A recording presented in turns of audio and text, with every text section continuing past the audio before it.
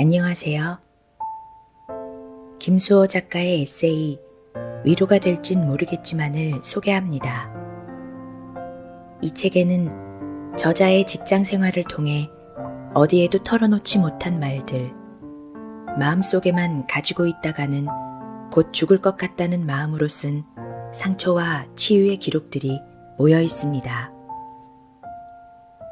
직장이라는 무거운 짐을 지고 있는 모든 사람들에게 따뜻한 위로가 되길 바라며 모두 좋은 밤 되세요.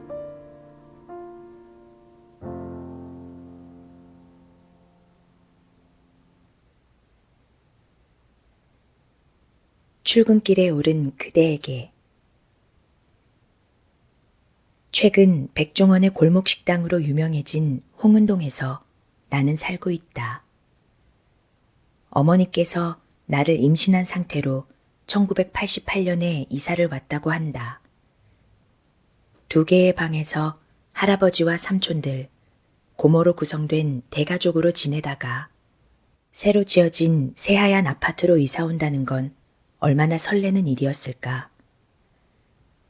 그렇게 내가 홍은동에서 지낸 지도 어언 32년이 되었다.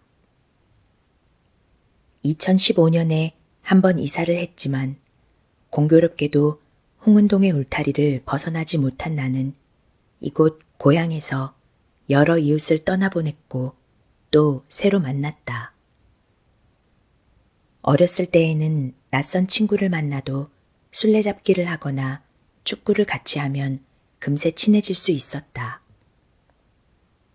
굳이 대화를 나누지 않아도 함께 흘리는 땀방울은 더 많은 것들을 알려주었으니까.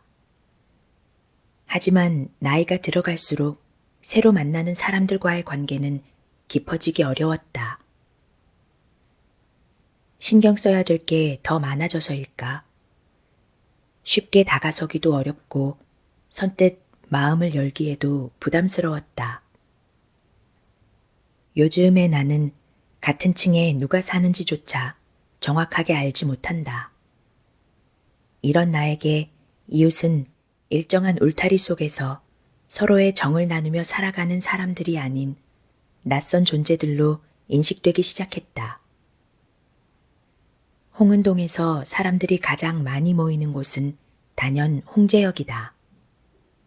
상대적으로 상권이 발달되어 있고 마을버스나 시내버스 노선이 홍제역을 대부분 지나기 때문에 접근성이 뛰어난 편이다. 공덕으로 출퇴근하는 나는 이곳 홍제역을 매일 이용한다. 버스 중앙차선이 생긴 이래로 버스가 정차하는 위치에 따라 뛰어야 하는, 그래야만 탈 수 있을 정도로 사람들이 몰린다. 함께 뛰어다니는 사람들 중에는 같은 초등학교를 졸업했지만 그 이후로 연락을 하지 않아 어색해진 친구도 있고, 고등학교 때 오해가 생겼는데 풀지 못해 아직도 서먹한 친구도 있고, 이사 오기 전에 아파트에 살던 이웃집 할머니도 계시다. 때에 따라 애써 고개를 숙이며 못 본 척 지나가기도 하고, 또 반갑게 인사를 건네기도 하며 나의 출근길은 시작된다. 출근을 위해 나는 홍제역부터 서대문까지 버스를 타고 서대문에서 공덕까지 지하철을 이용한다. 홍제역을 지나는 버스의 대부분이 서대문역을 지나감에도 불구하고 출근길 버스는 언제나 10,000원이다. 자리에 앉는 건 고사하고 버스에 발끝을 딛고 서는 것만으로도 감사해야 하는 이곳 정류장은 또한 전쟁터이다. 복잡하고 정신없는 출근길, 가뜩이나 줄어들지 않는 일더미와 신경질적인 관리자들로 골치 아픈 탓에 일상에서 도망치고 싶은 마음으로 아프다고 보고하고 하루 쉴까? 라고 생각하기도 여러 번. 버스에 오르기 위해 앞사람을 제치며 달리는 나를 느끼며 헛웃음을 짓곤 한다. 사람들과 엎치락 뒤치락하며 괴로워하는 출근길의 위로가 되는 건 아이러니하게도 사람이다. 모두가 경쟁자로 변하는 버스 승하차 현장에서 나는 사람을 통해 위로받는다. 그것도 낯선 사람. 이름이나 나이를 포함하여 아는 것이라고는 타는 곳과 내리는 곳이 전부인 그 사람들은 하나의 사건으로 나와 인연을 맺었다.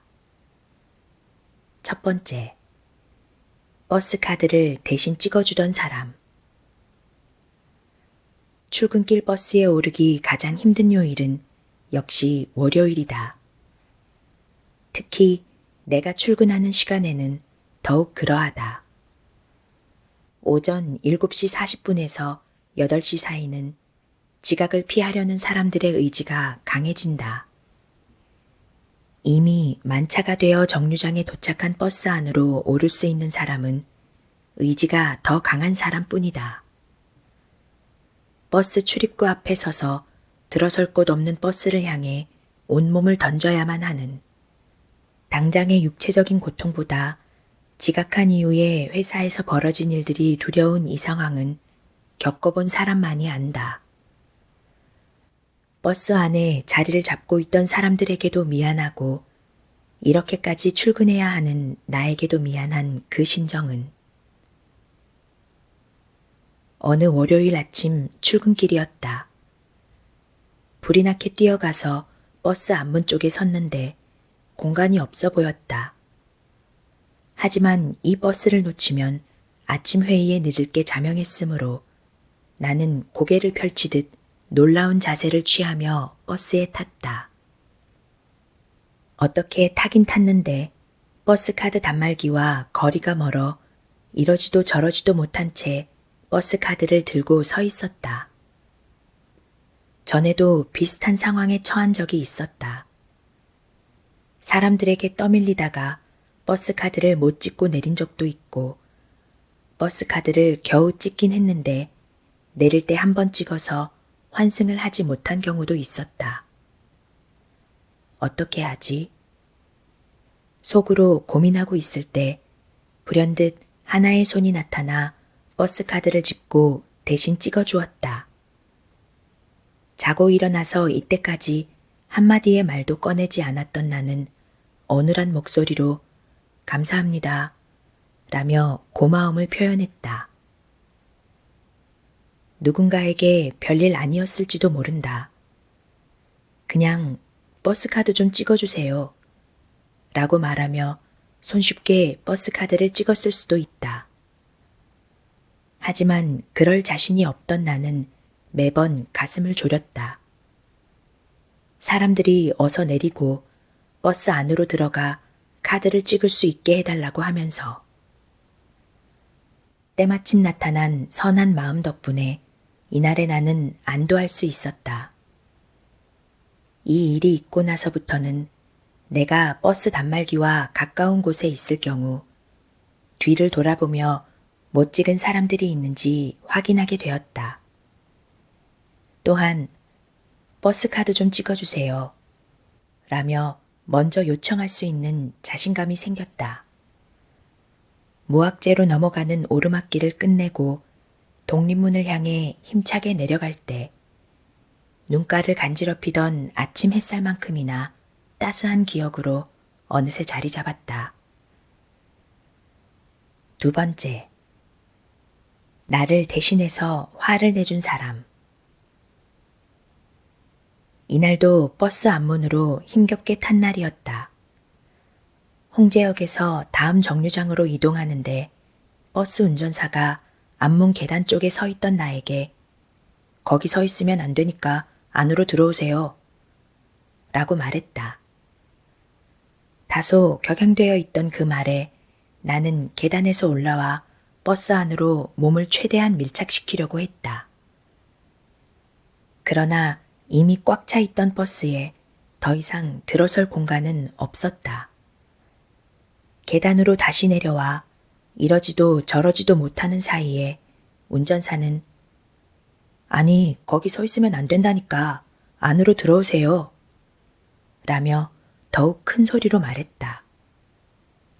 이 말을 시작으로 이어졌던 이기적이라느니 배려가 없다느니 하는 말에 기분이 나빠. 아니, 들어갈 공간이 없는데 어떻게 들어가요? 라고 묻자 다른 승객들도 타야 되는데 본인만 생각하면 어떻게 해요? 라며 대놓고 화를 냈다. 운전사의 말이 맞긴 했지만 들어갈 공간도 없고 안쪽에서 더 들어가야 내가 계단에서 올라갈 수 있을 텐데 나에게 괜히 짜증을 내는 것 같았다.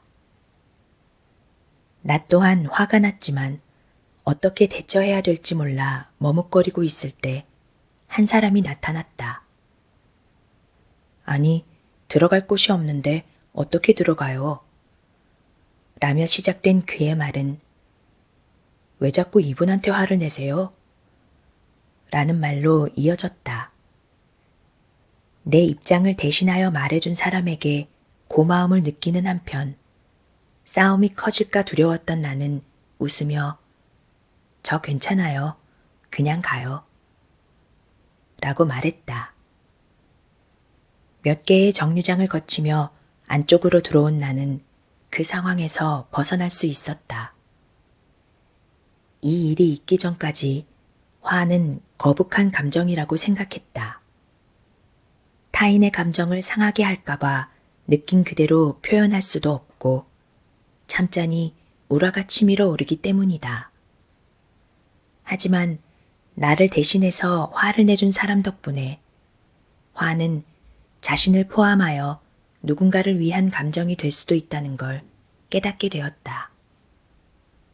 화를 내는 것도 때로는 필요하다는 걸 알게 된 이후부터는 불쾌한 상황에 처했을 때 내 감정을 그 감정이 화라고 할지라도 표현할 수 있다는 용기를 얻었다. 오늘도 기적처럼 10,000원 버스에 오른다. 밀려드는 사람들로 인해 손잡이와 갑작스러운 이별을 하기도 하고 누군가의 발바닥이 내 발등 위를 누르는 아픈 경험을 하기도 한다. 이렇게 혼란스러운 틈에서도 내가 무사히 출근을 할 수 있는 이유는 함께 버스에 오르는 이들의 관심과 배려가 아닐까 생각한다.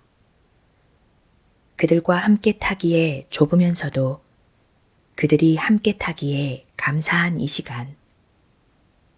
어느덧 이웃처럼 가까워진 사람들 덕분에 홍제역으로 걸어가는 나의 발걸음은 점차 가벼워진다.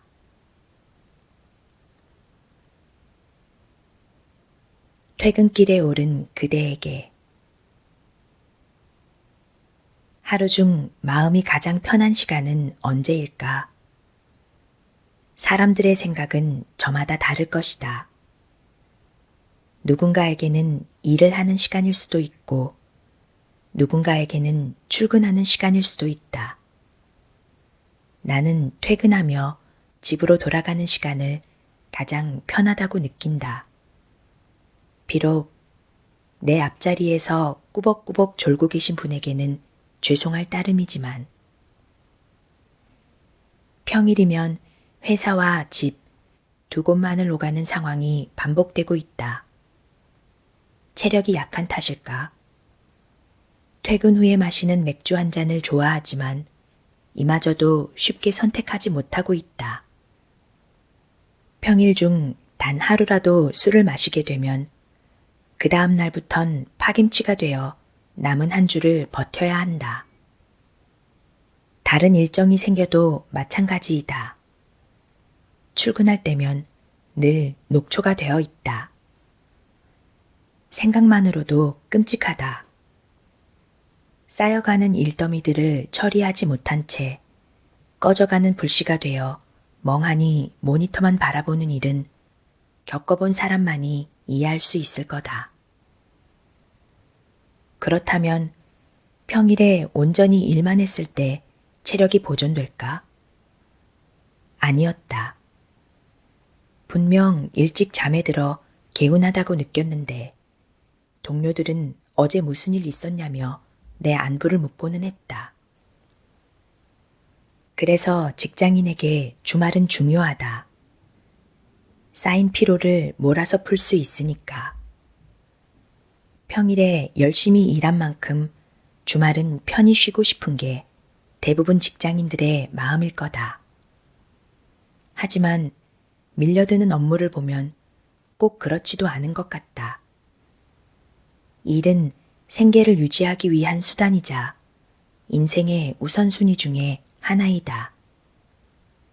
일의 중요성을 알고 있는 사람이라면 평일 주말을 구분하기 어려울 것이다. 밀린 업무들을 생각해보자.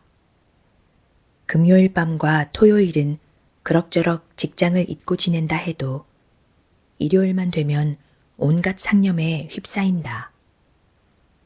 결제 기한이 임박한 서류들과 그로 인해 화가 난 상사의 얼굴이 벌써 떠오르는 듯하다. 엉겁결에 시작한 주말 자택근무는 일과 가정 사이의 경계를 모호하게 만들었다. 때로는 일을 하기 위해 태어난 사람처럼 느껴지기도 했다. 그래서일까? 나는 퇴근길을 좋아한다. 하루 중 유일하게 회사에서 멀어지는 시간이자 가정에 가까워지는 시간이다. 그날 있었던 일들을 되돌아보기도 하고 집에 가서 무얼 할지 고민하며 상상의 나래를 펼치는 이 시간은 나에게 편안함을 선물한다. 다만 오늘은 퇴근을 하며 걱정되는 게 있었다. 피곤하다는 이유로 정리하지 않았던 집안 풍경이 생각났기 때문이다. 옷을 고른다며 이것저것 꺼내다가 어지럽혀진 방과 거실, 바구니에 쌓여있는 빨랫감과 산더미가 되어버린 설거지거리가 눈앞에 생생하게 떠올랐다. 우리는 이를 통틀어 집안일이라고 부르는데 가족과 함께 사는 공간 안에서 분담하는 행동을 어떻게 일 따위로 치부할 수 있을까? 피곤하지만 집에 도착하면 즐거운 마음으로 하나씩 해나가기로 결심했다. 먼저 널브러진 옷가지들을 정리하려고 한다. 직장과 가정은 구분된 곳이다. 내려앉은 먼지와 함께 직장에서 있었던 안 좋은 기억들을 털어내고 옷걸이에 걸며 흐트러진 마음을 가다듬으려고 한다. 다음으로 빨래를 돌리기로 했다. 바구니에 쌓여있는 빨랫감을 보면 한숨부터 나오는 게 순리지만 시큼한 냄새로부터 전해지는 고된 일과를 생각하면 가슴이 뭉클해진다. 오늘도 열심히 살아간 나와 가족을 떠올리며 세제라는 한 스푼의 위로와 함께 세탁기에 넣어 작동시키려고 한다. 마지막으로 설거지를 하기로 결정했다. 싱크대를 손디딜 틈 없게 만드는 다양한 식기들은 우리의 마음을 그대로 옮겨놓은 것처럼 보일 거다. 탄 찌꺼기가 남아있는 프라이팬에선 악담을 퍼붓던 과장님, 밥풀이 눌어붙은 밥그릇에선 딱딱한 표정으로 지시하는 대리님, 간장 자국이 남은 종지 그릇에선 속 좁은 선임이 떠오를 것 같다. 맡은 자리에서 자기 나름대로 노력을 기울이는 건 알고 있지만 나를 괴롭게 하는 사소한 행동들만 생각하면 화가 치밀어 오른다. 받았던 상처를 흐르는 물에 깨끗이 닦으려고 한다. 흔적 없이 그들이 남긴 잔재가 말끔히 사라질 수 있도록.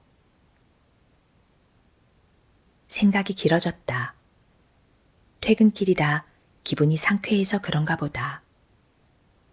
이 글의 시작부터 졸고 계셨던 앞좌석의 중년 남성분은 여전히 깨어날 기미를 보이지 않는다. 각자가 인생의 주인공인 만큼 그 사람의 입장에서 해석할 필요는 있지만 그의 모습을 보고 있자니 나는 배부른 소리만 하고 있는 것 같다. 최근의 나를 돌아보았다. 일 때문에 스트레스 받았다는 핑계로 부모님에게 함부로 대하진 않았나. 일이 많다는 이유로 친구들에게 소홀하지 않았나. 어떻게 하면 인정받을 수 있을까 고민하다 나를 위한 소중한 순간들을 무심코 흘려보내진 않았나 하면서 집으로 가는 길 달콤한 상상이 더해져서인지 창가에 비친 나의 얼굴은 옅은 미소를 띠고 있다. 세상은 이렇게 살아가는 건가 보다. 출근길 버스에 앉아갈 수 있음에 감사하고 점심 메뉴로 나온 좋아하는 반찬에 뛸 듯이 기뻐하며 오늘도 무사히 퇴근길에 올랐음에 벅차오르는 행복을 느끼면서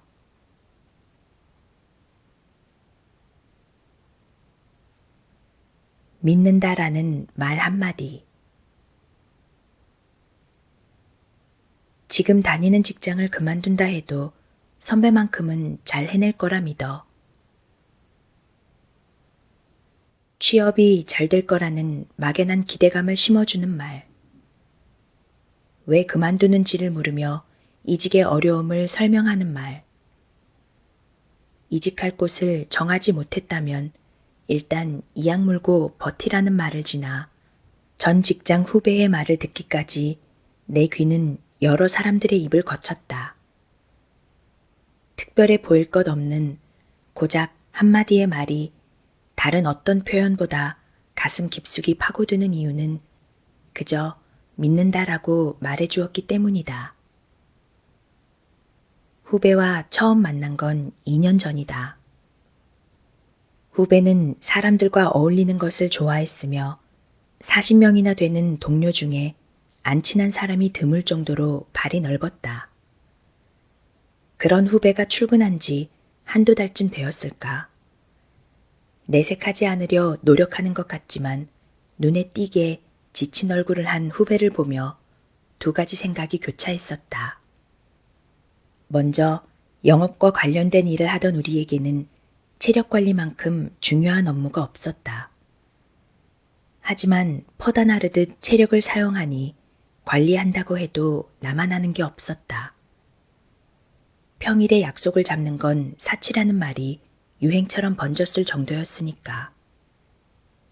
또한 영업이라는 업무는 사회복지를 전공한 우리에게 생소한 분야였다. 수많은 사람들에게 기부를 요청하는 일은 그동안 입사했던 선배들의 기대와는 달랐고 입사한 지 1년 만에 많은 선배들을 떠나보냈다. 체력적인 부담이 크면서도 이직할 때 경력을 살리기 어렵다는 단점은 함께 근무하던 모든 동료들이 떠안고 살아가던 짐이었다. 유독 후배가 아파 보일 만큼 지친 얼굴을 한 날에 나는 말했다. 나중에 이직하고 싶어질지 모르니 자기 개발을 소홀히 하지 마세요. 후배는 고개를 가로저으며 말했다. 2년 정도 일을 하면서 현재 진행하는 프로젝트를 완성해보고 싶어요. 후배의 말에 적잖은 안도감이 들었다.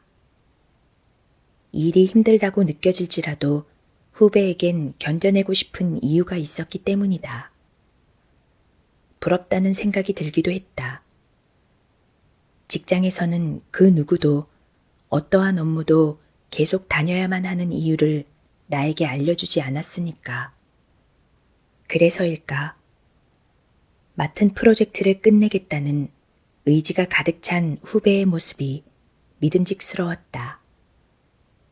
이날 이후로는 선배로서 일방적으로 챙겨주는 것이 아닌 지칠 때마다 서로를 의지하며 봄, 여름을 같은 팀으로 보냈다. 다시 봄이 되었다. 나는 진급하여 한 팀의 선임이 되었다. 새해를 맞아 팀을 개편하는데 함께 일하고 싶은 직원의 이름을 적어서 제출하라는 사내 공지를 들었다. 확인해보니 선임급 이상에만 해당되는 내용이었다. 팀원이 될 사람의 생각은 묻지 않고 일방적으로 팀을 꾸린다는 게 마음에 들지 않았다. 팀 단위로 현장 근무를 하는 만큼 서로의 호흡이 무엇보다 중요하며 함께 일하게 될 사람이 나와 같은 팀을 하는 걸 꺼려할 수도 있으니까. 그래서 나는 그 누구의 이름도 적어내지 않았다. 의외의 결과가 나왔다. 팀 명단을 발표하던 자리에서 같은 팀을 했었던 그 후배의 이름이 내 이름 아래 적혀 있었기 때문이다. 며칠 뒤 후배와 외근을 나가며 자세한 내막을 들을 수 있었다. 다른 선임들은 함께 일하고 싶은 직원들을 적어서 제출했기에 그 명단을 토대로 팀을 짰고 명단을 제출하지 않았던 나와 선택을 받지 못한 후배가 한 팀이 되었다는 것이었다. 관리자들에게 직접 들은 말을 전하며 실망한 기색을 애써 감추려 하는 후배가 안쓰러웠다. 받은 상처를 당장 떨쳐내긴 어렵겠지만 실력으로서 사람들에게 당당히 보여주자고 우리는 다짐했다. 점차 손발이 맞아가며 8개의 팀 중에 2, 3위의 실적을 만들어가던 때였다. 후배가 자리로 찾아오더니 기니 할 말이 있다고 했다. 심각한 표정의 후배는 회사 뒷골목에 다다라서야 말을 꺼냈다. 계속 직장에 다녀야 될지 고민이에요. 혹시 저에게 2주만 시간을 주시겠어요? 내가 몸담았던 직장에는 사업에 집중해야 되는 시기가 정해져 있었다. 하나의 사업을 6개월 동안 마치면 한두 달은 다음 사업을 위해 준비하고 다시 새로운 사업에 뛰어든다. 후배는 팀이 전력을 다해야 될 시기에 시간을 달라는 말을 꺼냈고 3인 1팀으로 이루어진 우리에게 한 사람의 몫은 팀의 존폐를 결정할 만큼 중요했다. 나는 오래 고민하지 않았다. 후배의 고민은 이미 시작되었고 아끼던 만큼 기다려주고 싶었다.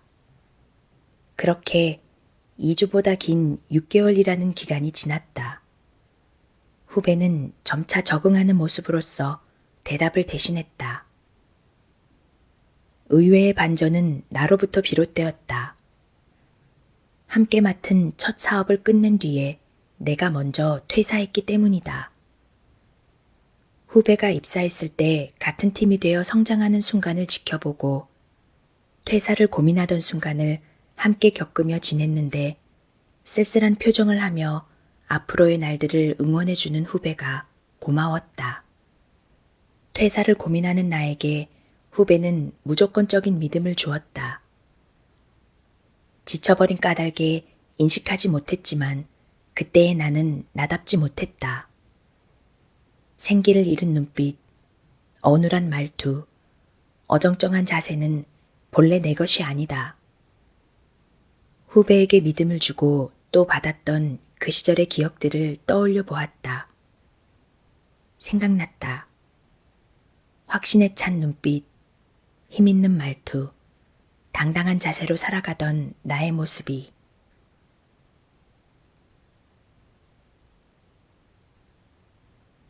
퇴사하던 날 가장 솔직한 모습으로 퇴근했다.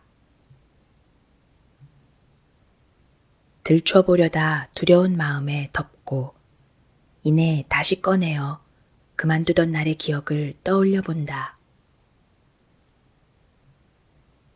사람들의 표정에는 저마다의 감정이 담겨 있다. 웃는 표정을 보고 저 사람은 즐거울 거야 라고 말하기 어려운 이유는 각자의 사정이 있기 때문이다. 한 사람의 표정은 그 사람이 현재 어떤 감정을 느끼고 있는지 묻지 않으면 이해하기 어렵다. 힘겨운 상황에서도 웃음을 잃지 않으려고 노력하는 사람들도 있기 때문이다. 하지만 우리는 자신의 입맛에 맞게 해석한다. 머리가 터질 것 같은 고민을 하고 있는 사람 또한 옅은 미소를 짓고 있다는 이유만으로 누군가에게는 행복한 사람으로 보일 수 있다. 퇴사를 결심한 한 달 전부터 출근길에 만난 사람들은 대부분 슬픈 표정을 짓고 있었다. 돌이켜보면 사람들의 표정이 실제로 어떻든 내가 우울했기에 슬퍼 보였던 게 아닐까. 마지막 출근 날의 지하철 풍경은 먹구름이 잔뜩 낀 하늘 같았다. 새까만 구름처럼 사람들에게 보이고 싶은데 주변 구름들이 워낙 어두운 까닭에 조금도 튀지 않게 느껴졌다. 나의 표정을 보았던 사람들에게 그저 즐거운 사람쯤으로 기억되겠지. 첫 직장에서의 마지막 출근길 열차가 출발했다. 두 가지의 출근길을 두고 고민했다. 과거에 자주 다니던 길과 최근에 알게 된 길 중에서 어느 길로 출근할까? 첫 번째 길은 두 번의 환승을 거치지만 익숙한 길이라 편하고 좋았다. 반면에 두 번째 길은 환승이 한 번뿐이지만 낯선 길이라 거부감이 들었다. 직장에서도 유사했다. 진로에 대한 고민이 많아질 즈음부턴 시도하는 걸 두려워했다. 발전하기 위해서는 기존의 형식에서 변화를 줄 필요도 있는데 결정할 때가 다가오면 나는 그럴듯한 핑곗거리를 찾아 합리화했다. 스스로의 한계를 일찌감치 정해두고 나는 회피를 반복할 수밖에 없는 존재라며 깎아내렸다.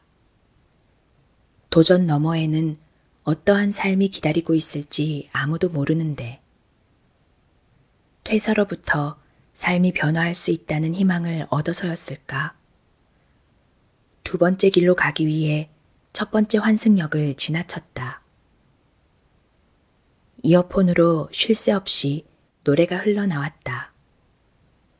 노래 취향도 길과 비슷하다. 나는 익숙한 노래를 좋아한다. 노래는 반복해서 들을수록 제철 과일처럼 익어간다. 가사나 멜로디가 귀에 거슬리지 않고 마음에 편안함을 주기 때문이다. 한 곡 반복을 좋아하다 보니 중간에 다른 노래가 섞이는 걸 선호하지 않는다. 그런데 이상하게도 이날은 평소에 듣지 못했던 노래가 듣고 싶었다. 상위 차트에 있는 노래들을 골고루 재생 목록에 추가하며 듣기 시작했다. 처음 듣는 음악이 낯선 길에 더해지며 가슴을 더욱 설레게 했다. 지하철에서 내려 회사까지 걸어가는 길. 면접 보던 날, 첫 출근하던 날, 첫 월급 받았던 날, 동기들과 술 마시고 돌아오던 날, 상사한테 혼난 날, 그리고 퇴사를 고민하던 많은 날들이 주마등처럼 지나갔다.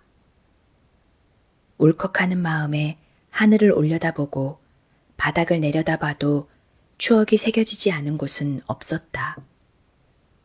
이 길에 영원히 머물고 싶다. 걸음이 멈추면 빛나던 시간은 막을 내린다. 먼저 그만두었던 사람들의 표정이 떠올랐다. 왜 그만두는지 그 이유에 대해 잊어버린 것처럼 밝은 표정이었던 그들. 나는 그들이 행복한 거라 여겼지만 아니었던 것 같다. 아쉽지는 않았을까?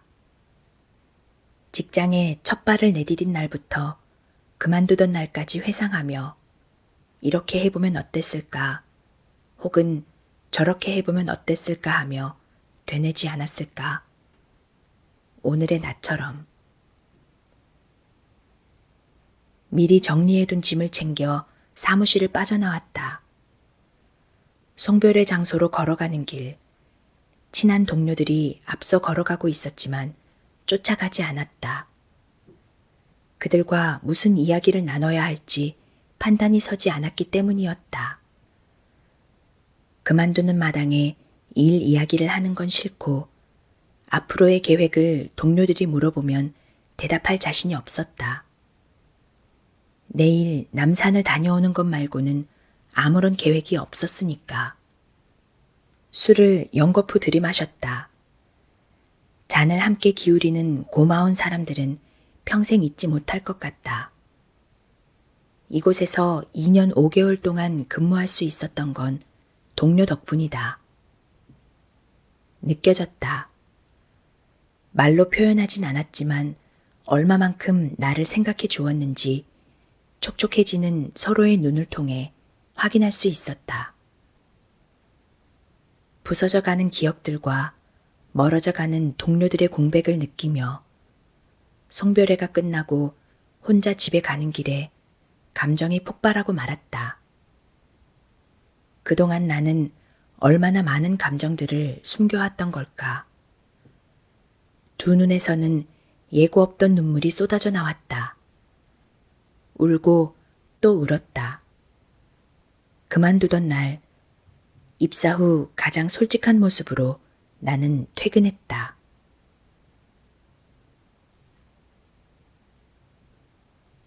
안주보다 입을 가득 채운 건 상사의 이름.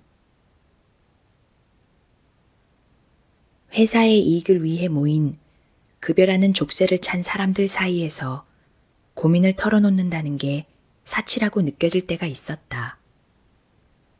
성과를 만들어내기에도 모자란 시간에 고민이 있다는 이야기를 한다면 불량품이 내는 잡음으로 받아들일 가능성이 크기 때문이다. 협력적인 업무 구조가 강조되는 요즘 사회에선 팀보다 위대한 개인은 없다고 한다. 팀을 위한 개인의 희생쯤 당연시되는 환경이라면 내가 가진 고민들은 과연 누구에게 털어놓아야 되는 걸까? 아니, 털어놓아도 되는 걸까? 세 번째 직장에서는 고민이 생기면 언제든지 털어놓으라던 상사가 한 명 있었다. 나와는 정반대의 성향을 지녔던 그 상사는 지난 몇 년 동안 꾸준히 좋은 성과를 내며 탄탄한 입지를 다지고 있었다. 때마침 상사의 팀에는 한 명의 결혼이 생겼고 나는 그 팀에 신입사원으로 들어가게 되었다. 능력을 인정받은 상사와 함께 일한다는 게 좋기도 했지만 걱정이 앞섰다. 업무 경험이 없던 내가 한 사람의 몫이나 제대로 수행할 수 있을지 확신이 서지 않았기 때문이다. 더욱이 관리자들은 내가 소속될 팀의 상사에게 큰 기대를 걸고 있었다. 상사는 그런 관리자들의 마음을 아는지 모르는지 부담스러울 수 있는 그 상황을 즐기는 것만 같았다. 관리자들의 기대라는 심리가 상사에겐 동기부여로 다가왔던 게 아닐까? 상사의 팀에 소속되어 2년을 보냈다. 성공을 향한 지름길을 걷게 되었다고 기대했던 신입사원의 기대가 깨지기에는 충분한 시간이었다.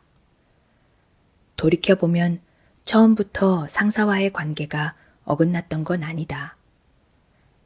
좋았던 팀의 성과는 내가 합류한 후에도 이어졌다. 덕분에 다른 팀들에 비해 실적 압박이 크지 않았고 입사 동기들에 비해 심적으로 여유로웠다. 물론 일을 할 때에는 다른 팀들보다 앞서기 위해 치열했지만 그때마다 들려오는 관리자들의 격려와 지지는 쌓여있던 피로를 눈 녹듯 달래주었다. 하지만 시간이 쌓여갈수록 상사와 나 사이에 틈이 생기기 시작했다. 대화는 점점 줄어들었고 상사의 일방적인 지시가 이어졌으며 원하는 대로 업무를 처리하지 않으면 덜컥 화를 내곤 했다. 이런 상황들은 반복되었고 나는 상사에게 마음을 주지 않고 거리를 두기 시작했다. 상사에게 가졌던 불만들 중에 몇 개만 꼽자면 아래와 같다. 이미 결정해놓고 의견을 구하는 행동. 상사는 업무에 대한 의견을 가끔 물었다. 상사의 기분을 거스르지 않는 선에서 내 생각을 말했다. 상사는 고민하는 표정으로 몇 초간 서 있다가 결국은 본인이 세운 계획대로 일을 진행했다. 내 의견이 어떤 이유에서 적합하지 않은지 납득할 수 있는 이유라도 알려주면 좋으련만. 본능적인 감에 충실한 상사의 모습에 나는 점차 할 말을 잃었다. 입사 동기와 나를 비교하는 행동. 업무를 하던 내가 마음에 들지 않는 방식으로 행동하면 상사는 A는 지시대로 잘한다던데 너는 왜 그러냐라는 식으로 동기들과 자주 비교했다. 상사는 경쟁심을 부추겨 더 잘해내길 원했다. 쓰러질 것처럼 힘들 때에도 조금만 더, 조금만 더를 외치던 상사. 팀의 실적이 곧 상사의 업적이 된다는 것을 그때 나는 미처 알지 못했다. 기분에 따라 달라지는 행동. 상사의 감정은 롤러코스터와 같아 팀원들이 눈치 보게 되는 상황이 자주 생겼다. 비슷한 실수에도 기분이 좋을 때는 한없이 너그러웠지만 기분이 나쁠 때는 매섭게 화를 냈다. 업무에 집중해야 되는 상황에서도 나는 상사의 표정을 살폈고 좋지 않아 보일 때는 보고나 결제도 차일피일 미루곤 했다. 내가 가진 불만들을 그냥 참고만 있었던 건 아니었다. 고민 끝에 상사를 찾아가 순화하여 말한 적이 몇 번 있었다. 어렵게 꺼냈던 만큼 그동안의 내가 인내한 시간들을 상사의 변화라는 보상으로 돌려받을 줄 알았다. 하지만 사람은 쉽게 변하지 않았다. 관리자들은 상사의 능력을 높이 평가했기 때문에 심심치 않게 들리는 상사의 안 좋은 소문에는 귀 기울이지 않았다. 상사를 이해하기 위해 가진 노력도 해보았다. 상사가 좋아하던 영화를 보고 음악을 듣고 책도 읽고 성장 환경까지 고려했지만 끝내 나는 그를 받아들일 수 없었다. 술을 마시면 안주보다 입을 가득 채우는 건 상사의 이름이었다. 유독 심하게 거론했던 밤이면 미안한 마음이 들기도 했었다. 다음 날 만난 상사의 변함없는 모습에 실망한 날이 더 많았지만 상사도 분명 나와 같은 팀원이었던 시절이 있었을 것이다. 그 모습을 상상하니 아련해진다. 상사는 자신이 후배들에게 어떤 모습으로 비춰지길 원했을까? 적어도 내가 보았던 모습은 아니었을 것 같다. 또한 언제부터 상사는 자신의 잘못된 습관들로 후배들을 괴롭힌 걸까? 궁금했지만 더 이상 나와는 상관없는 일이니 털어버리기로 했다. 이제 나는 상사를 용서하고자 한다. 더 이상 그를 떠올리며 시간을 보낼 기력이 남아있지 않기 때문이다. 지난 기억 속에서 멀리 떠나가기를 바란다. 배웅해줄 마음의 여력은 남아있지 않으므로 지금 이곳에서 작별의 인사를 건넨다.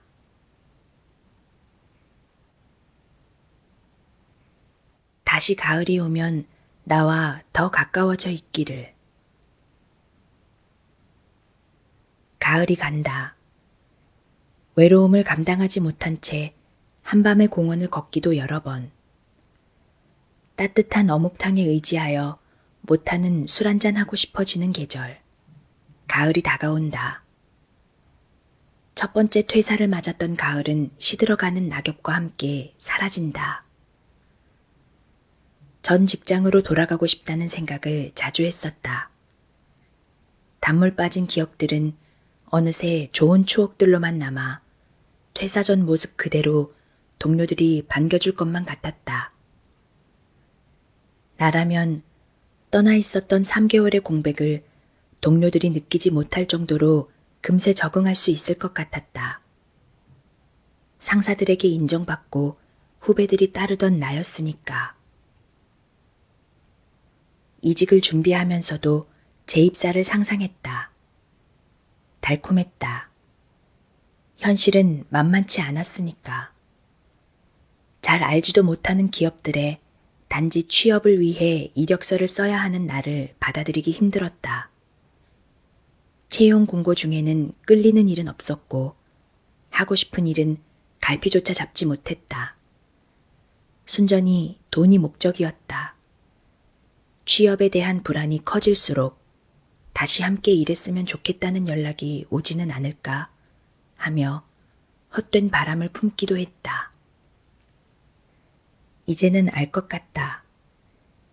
더 이상 상념을 떨쳐버리기 위해 밤마다 공원을 걷지 않아도 된다. 자유로워졌다. 덕분에 과거를 돌아볼 여유도 생겼다. 그만둔다는 결정을 하기까지의 8개월이라는 기간 동안 나는 극심한 스트레스에 시달렸었다. 그런데 희미해졌나 보다. 베개를 눅눅하게 적셨던 자국들이 흔적도 없이 사라진 것처럼. 아직 무엇을 하고 싶은지 찾지는 못했다. 어쩌면 하고 싶은 일을 평생 찾아 헤맬 수도 있다. 그럼에도 불구하고 나아가기를 결코 두려워해서는 안 된다. 만약 그만두지 않았더라면 나는 평생 그 시절을 떠올리며 후회했을 거다. 또한 받아들이지 못했을 거다. 한사코 부정했을 거다. 첫 번째 직장을 삶의 일부로 여기며 그저 적응하기 위해 노력했다면. 이번에 그만둔 C는 어느 기업에 들어갔대.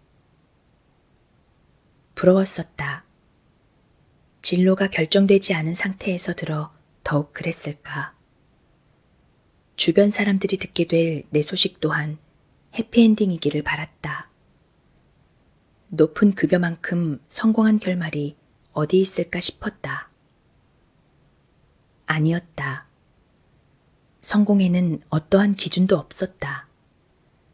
오히려 성공에 대한 집착이 나를 불행한 사람으로 만들 뿐이었다. 삶에는 각자의 길이 있다.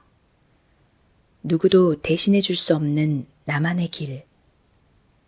외부의 환경을 의식한 채 나는 나에게마저 등을 돌리고 있었다. 부정하고 싶었다. 내가 했던 말, 행동, 지었던 표정까지도. 나를 사랑하지도 않는 내가 했던 말들은 모두 거짓말처럼 느껴졌다. 괜찮다, 충분하다는 표현을 동료에게는 그리 쉽게 하면서 왜 나에게는 그런 따뜻한 위로의 말들을 건네지 않았던 걸까? 나는 어디로 흘러가고 있는 걸까? 아니면 정체되어 있는 건 아닐까? 라는 물음에 아무도 답하지 않는다. 사실 답하지 않는 게 맞다. 인생은 결국 혼자 살아가야 하는 거니까. 나는 줄곧 누군가가 대답해 주길 기다렸다. 헛된 기대들이 느슨해졌다. 그 사이로 현실이 쏟아져 내린다. 아직은 감당하기 어렵다. 하지만 받아들이고자 한다. 이것 또한 내 삶이니까. 얼마나 많은 시간 동안 나를 놓치고 살았을까. 이 또한 누구도 대답해 주지 않는다. 나는 조용히 대답해 본다. 지금이라도 알았으니 다행이야. 행복하진 않지만 미소 지을 수 있다. 좋다. 알게 되었으니까. 알아가고 있으니까. 이 순간은 인생에서 나와 가장 친한 시절이다. 적어도 나에게 거짓말을 하고 있진 않으니까. 솔직하니까. 겨울잠을 준비하는 이들과 대조적으로 풍성했던 단풍나무들이 멋없게 야위었다. 피골이 상접한 꼴이 우습다. 저렇게 늙어가는 건 아닐지 두려움이 인상을 살짝 찡그리게 한다. 하지만 우리는 안다. 내년이 되면 모진 시간들을 인내한 우리 앞에 다시 찾아오리라고. 지난 가을은